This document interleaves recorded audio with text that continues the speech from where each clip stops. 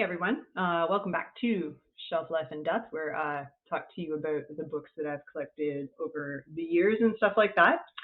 And today we are hitting one of my very favorite mystery characters in a kind of roundabout way. And we're talking about the OG, Sherlock Holmes. And so, even though these weren't written by Arthur Conan Doyle, these were written by his younger son, Adrian Conan Doyle, with an assist from a gentleman called John Dickson Carr, who I have never heard of before. These were originally published under one title of the exploits of Sherlock Holmes. And what they are is in the original Sherlock Holmes stories, short stories and four novellas, for those of you who haven't read or whatever, don't remember, there are a lot of like random little references by Holmes and Watson and things like that to like previous cases or current cases that Sherlock Holmes is working on, but it's not part of the story. And there's about 12 of them in total scattered throughout the original canon. And so what Adrian Conan Doyle has done here was taken all those little references to stories and written those stories out like as a Sherlock Holmes like case file. So it's actually quite fantastic. And considering it's like a son of Conan Doyle, he does a fantastic job, and you can't even really tell the difference between canon and this stuff. And that is so hard for authors to do, because like I've read a lot of copycat stuff, but people trying to write in that style, and it just often really doesn't work because they just like don't get the characters, or they don't get the nuances or whatever, or the dialogue. But he's done such a fantastic job here. So these were, originally published in 1954 under one title. So there we go. I love how they get like this really sort of crusty Sherlock Holmes on the front. It's great. So I'll give you an example here.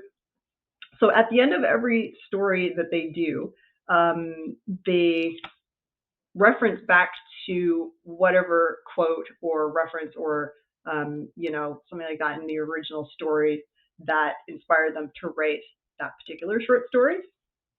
So for instance, this one is the original, I don't say a lot, I'm really sorry guys.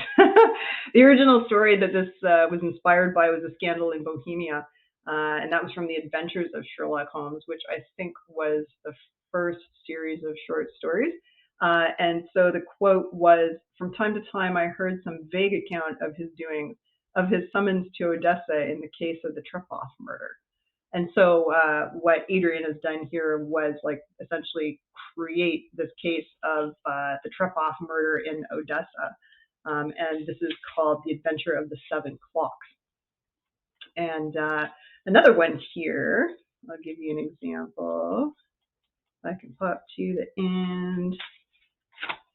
So The Adventure of the Gold Hunter, which is the new case, was inspired by something in The Five Orange Pips, which was from The Adventures of Sherlock Holmes as well, too. And the quote was, "The year 87 furnished us with a long series of cases of greater or less interest, of which I retain the records." So this is Watson talking, of course.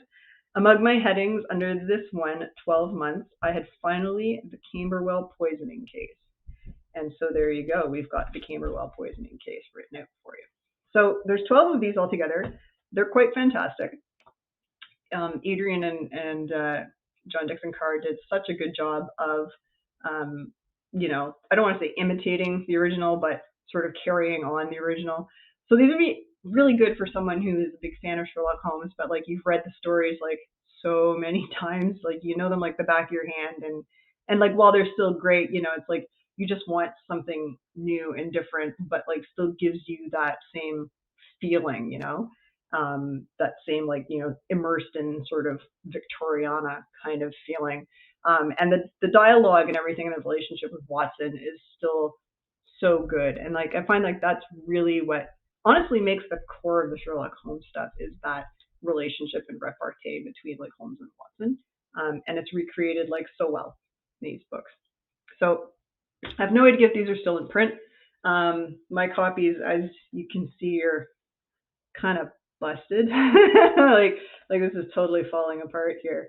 And some of the pages are a little bit loose in them as well too. So I got to be a little careful. And I just noticed that on the back of this one, there's a little price tag that says 30 pence, 30p.